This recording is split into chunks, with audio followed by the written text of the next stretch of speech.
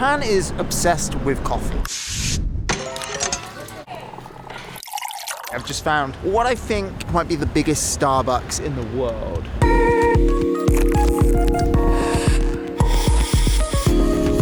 4 floors of coffee. There is coffee everywhere. You can get it at every street corner, at any moment, at any time of the day. Just the ubiquity of coffee, I think, freaks people out. In Japan, they just have a ton of these vending machines where you can buy snacks, drinks, whatever, and a lot of coffee. But tea has been a staple of Japanese culture, with the earliest records dating back to the 9th century when it was introduced from China. But I'm learning that coffee is also an integral part of Japanese culture today. Even though most people say, oh, but they drink green tea. Well, yes, but they're the 3rd largest consumers in the world now. So coffee has crossed borders and made its way into Japan's fast-paced lifestyle. And this isn't something that they expected would happen when the Dutch gave it to Japanese sex workers in the 17th century. Yeah, we'll get into that. So I've been exploring Tokyo for the past couple of days, and I've just been getting coffee in a Nestlé machine at my hotel or from a nearby Starbucks. It's convenient and easy, but Starbucks coffee is, it's fine. So I want to find out what's happening. And to do that, well, I'm going to have to drink a lot of coffee, but I want to speak to people about how coffee first came into Japan, dive deeper into the coffee culture here, and to find out what role it plays in modern-day Japanese society.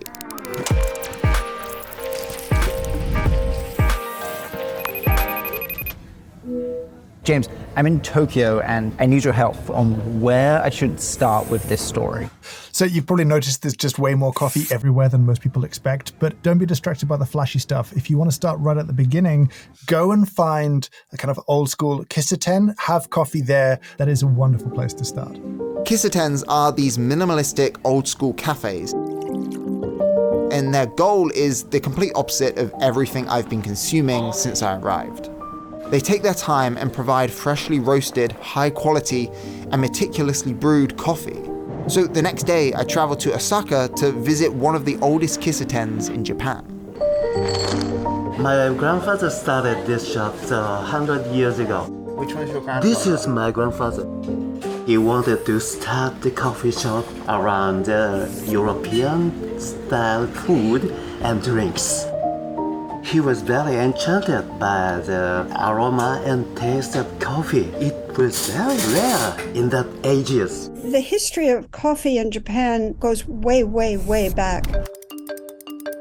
So it turns out coffee actually came to Japan around the same time it came to Western Europe. In the 15th century, there was an influx of Western European traders in Japan.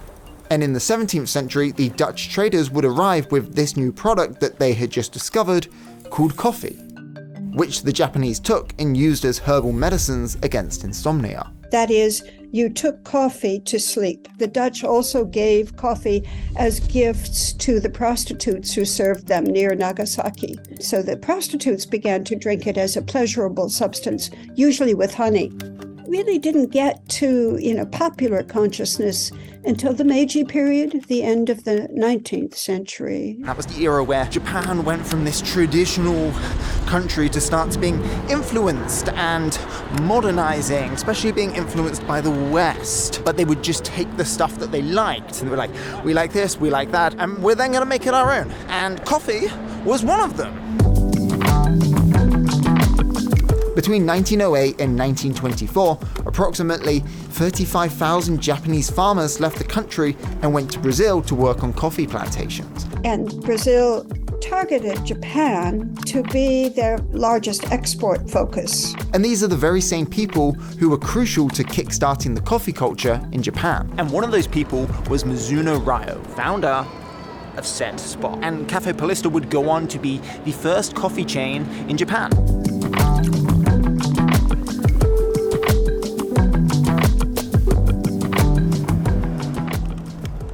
I'm trying to understand. So in Japan, people drink a lot of tea. So when did Kissatens start to become more popular? 70 years ago, we were occupied Japan. The occupation rolls into the city. We Japanese didn't have the freedom to make a choice of our business, but after that, they restarted the coffee shop. Picking up the story, coffee survived and Kissaten started to become more popular and people started consuming more coffee. Japan was aiming not to be Western but to be modern, with a focus on prosperity and efficiency in a way that would show the rest of the world that they were a global player in the world economy. It was around this period that Japan truly started embracing the fast-paced lifestyle. But you can't have that and wait for slow roasted coffee in a Kissaten. People started to switch to faster modes of consumption, which opened the door to Western corporations to enter the market. But there was still resistance. In fact, one of these companies learned that lesson the hard way.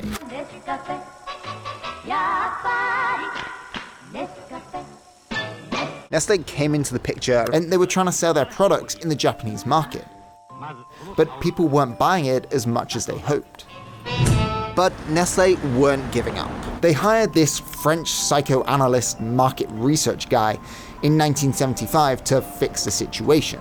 And it turns out he interviewed hundreds of people and came to a conclusion that the Japanese don't have a first imprint of coffee. What first imprint they have is tea. So you cannot compete with this category. So you have to create the category. And Nestlé did exactly that. They started out by introducing coffee-flavored chocolate to children.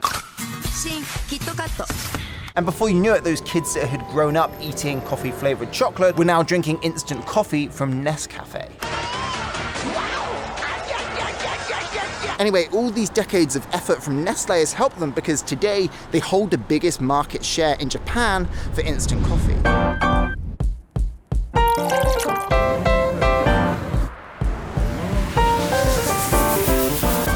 Coffee chains like Duto Coffee, which opened in the 80s, is now Japan's second largest coffee chain. And look, Duto coffee flavored chocolate. And then in 1996, Starbucks opened its first outlet outside of North America, right here in Japan. Starbucks was the new Kissaten for the younger generation. They had these amazing flavors that you couldn't find anywhere else. They had a place you could socialize with your friends and meet up. And as the 90s progressed into the 2000s, they started popping up all over major cities. We're about to visit a beautiful temple, and right outside is obviously a Starbucks. After you visit a temple, you can get your pumpkin spice latte. その時代がこう上に上がって今そんでスターバックス The city in Japan losing its individuality. Uniqlo, Starbucks, all over the world.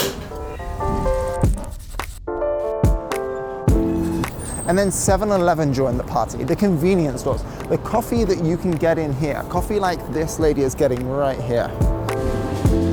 A 7-Eleven instant coffee.